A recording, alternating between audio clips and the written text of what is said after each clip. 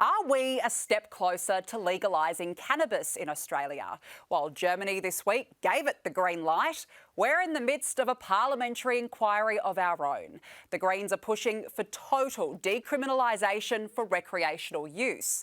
In most jurisdictions, it is still illegal to use, possess, grow and sell cannabis, except in the ACT, where it has been decriminalised. The Greens want this reflected nationwide. But medical professionals aren't happy. They insist recreational cannabis use is harmful. Polls suggest 1 in 10 Aussies used cannabis in the last year, and over 40% of us apparently believe marijuana should be lawful. Our next question for the jury is, should cannabis be legalised? Joining me now live is Green Senator David Shoebridge, who introduced a bill to legalise cannabis, and Professor Charlotte Hespe, Head of General Practice at the University of Notre Dame. Thank you to both of you for joining us to discuss what is a very important topic right now. David, we'll start with you. Why should it be legalised in your view? What are the benefits to that? Yeah, well, I mean, the list is really long, but we could start with taking 80,000 people out of the criminal justice system whose prime offence is the possession of cannabis. And that's 80,000 people whose careers will be seriously impacted, their life gets turned upside down simply because they're in possession of cannabis. As a politician, I kind of like the $28 billion in public revenue that would generate in the first decade. That's a lot of schools and hospitals that we could produce. And it's also the way about making it much safer. At the moment, who regulates cannabis? Well, it's bikie gangs and organised crime, and it's full of toxic chemicals. No one has any idea what the strength is. There's no labelling. You don't know where to go to have treatment.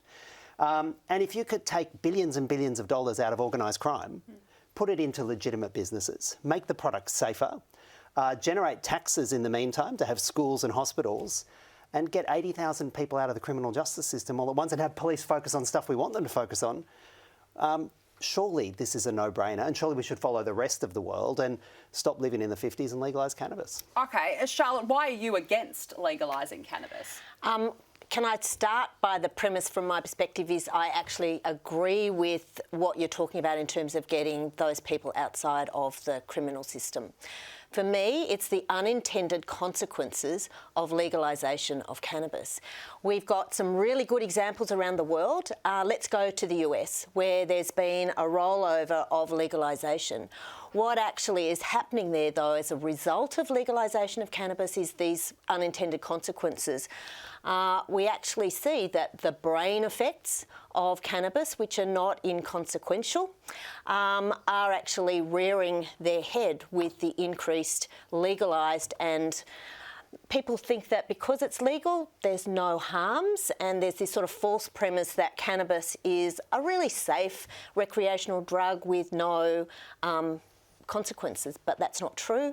For me as a doctor, I see every day the consequences of too much cannabis, and we really need to make sure that we don't do that. In the States, it's about too much exposure for adolescents in particular. So although it's not legal for a teenager, because it's there, it's easy to access, it's legal, they're actually showing that adolescents have got increased schizophrenia, increased psychosis.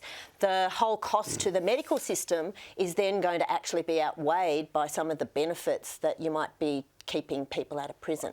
David, I mean, what's your response to that? Because realistically, are you just saying to young kids, it's okay to do drugs, and then suddenly they've developed all these health impacts? Actually, probably some of the messaging to young people is it's legal and boring, and it's less interesting than it used to be before. And if you look at the data, and you look at the data in the most comparable jurisdiction, which is Canada, almost no change at all in young people's access to cannabis from before to after legalisation.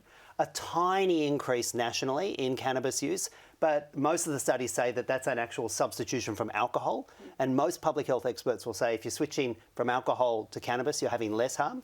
Nobody is saying cannabis is without harm, and people can get addicted to cannabis. And you want to make sure that if that happens, we have the resources in place to get people off to treatment. You have the labelling on the product so that they know what they're getting.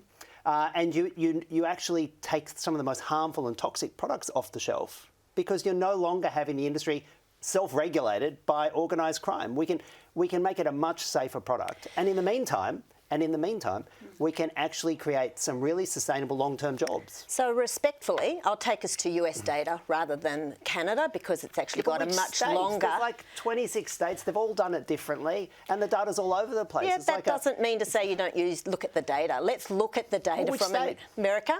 I'm just going to look at some multi-centre reviews which actually show that there is incredibly increased risk because of exposure. In particular, what's really sad is that the lower socio-determinants of health actually drops. With increased exposure to cannabis, we're actually seeing a generation that is actually now at a lower social determinant of health than their parents were. To suggest that that's a result of legalising cannabis is bizarre. The most comparable jurisdiction is Canada. They have comprehensive national data over the last 6 years, almost no change in adolescent use, vast amounts of tax revenue. Let's go to the jury. Better. I want to go to the jury now. Belinda, do you think we should legalise cannabis? I don't think so. I've personally seen the effects of cannabis use. My cousin and schizophrenia, it's definitely a prominent outcome of taking it. And I think it's a gateway drug. I have teenagers and I've seen what can happen when kids start getting involved in drugs. And if you say something's okay, they'll do it. They will just jump at the chance to do it because they think it's okay and safe. And I think, you know, they have access to things anyway, but we should be protecting our children from these things. Yeah, fair point. Tom, what do you think? Look, I don't think it should be legalised. I think there's lots of serious harm to come from legalising it, especially from adolescents getting involved in something they think that's okay to take. Okay. Sorry. Yeah, look, and I think we really need to understand that unintended consequence. I'm all for decriminalisation. If you look at some of the approaches around the world where you actually make sure that people are not being put in prison, you actually link it to a program, okay, you're using cannabis, let's actually make sure we can give you a program that assists you in what is it that's missing in your life that we're otherwise using cannabis for. As a GP who does a lot of addiction medicine, what I know is that people who use cannabis heavily and have all of the high risks have other needs that need to be running out of time, but David. Overwhelmingly, the data shows from internationally, it doesn't create all this addiction problem. What it does is that it makes it a much safer product. Already, 41% of Australians have tried cannabis at one point or another. Laws that make almost half the country criminals are just so outdated. We legalise cannabis, it's much safer. We can get product labelling, we can produce taxes, and we can produce solid jobs, particularly in the regions where we desperately need it. And that means when kids, if they do have trouble, then there's the support in place. And I've got to tell you, if you want to talk about gateway drugs, keep cannabis being delivered by a drug dealer who can offer all sorts of other drugs at the same time. If you want to stop cannabis being a gateway drug, make it really boring and put it in a dispensary. All right, well, look, you've both had your say. It's time to call on the jury. You have 10 seconds to deliberate. Should cannabis be made legal? Absolutely not.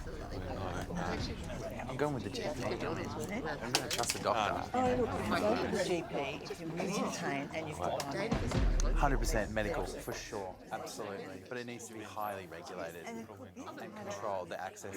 Time is up. What is the jury's verdict? OK, we've got 3 yeses and the rest of you voted no. The majority believe that no, cannabis should not be legalised. Rob, why yes? I'm an old school libertarian and I'm going to get struck by lightning, but I agree with my Greens colleague. If you legalise it, regulate it for adults, not children, obviously, I see no difference between spliff and alcohol. If you allow alcohol, you should, in essence, follow the same. It's just old school libertarian. Yeah, Kate, you also said yes. Why? Well, it's just the same as alcohol. I mean, if you want to go and ban alcohol, because alcohol creates all the same issues, exactly the same. And with cannabis, the only thing I don't like the hydroponic side, the chemical side of things. Yep. I would prefer with the cannabis that it should be naturally grown as a natural grown plant and not enhanced with any chemicals. And for me, I think that would be a lot safer and eliminate any of the mental illness issues which is caused by the high potency of the chemicals in the marijuana that's sold these days. Yeah, well, I mean, it's an interesting debate. I mean, as you mentioned, parts of the world are going down this route. So if Australia ends up going this way, it'll be very interesting. David Shoebridge, Charlotte Hespe, thank you so much for joining us on the panel this evening. Thanks.